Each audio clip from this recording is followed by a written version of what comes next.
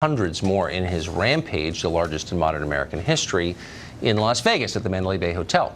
Now Vegas police have finally today released body cam footage from that night. The newly released tapes include footage of police walking through Paddock's hotel room, some of them walking past the hotel food cart that he used to monitor the hallway.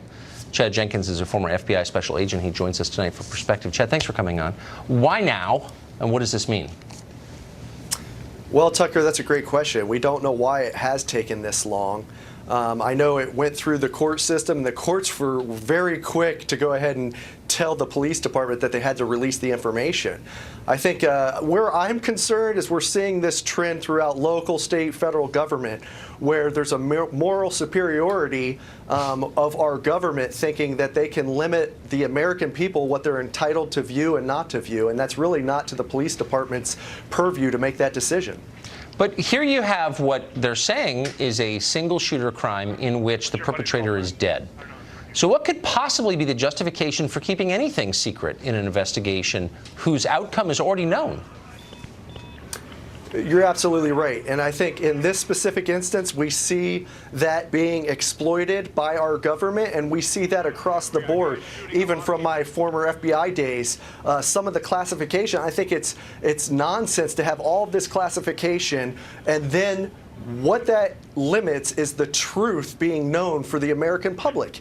And we'll never see the truth in all of the information that the American public should be privy to. Of course, and it gives rise to suspicion and to alternative theories of the case, and it makes people dislike and distrust their government. Do we have any sense of motive here? I mean, people don't do things like this for no reason. Do we know why he did? Well, Sheriff Lombardo, he keeps on referencing that the release of this footage will go ahead and could further traumatize the victims and the families of the fallen on October 1st. I understand that. I can see from that vantage point that releasing this footage, the body cam footage, could cause further triggers, significant triggers for the victims and for the fallen family, for the family members of the fallen.